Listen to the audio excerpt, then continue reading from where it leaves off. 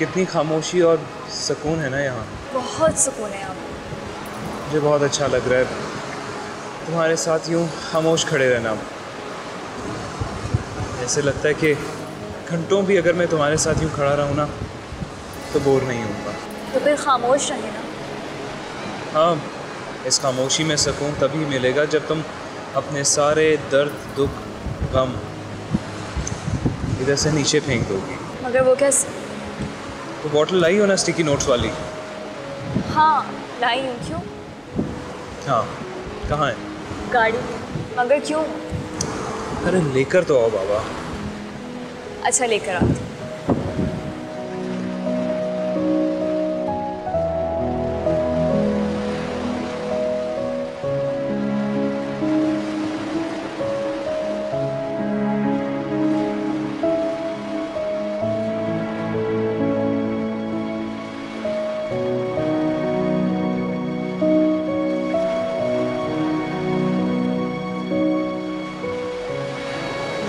क्या मैं इसे खोल के देख सकता हूँ?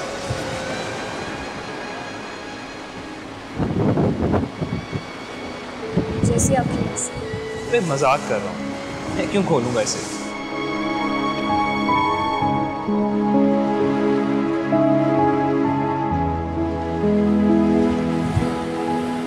नीचे समंदर कितना गहरा लग रहा है ना।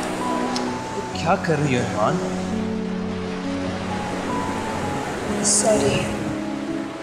अच्छा चलो अब गहरी सांस लो और इस बॉटल को अपने पूरे जोर के साथ समुद्र में फेंक दो।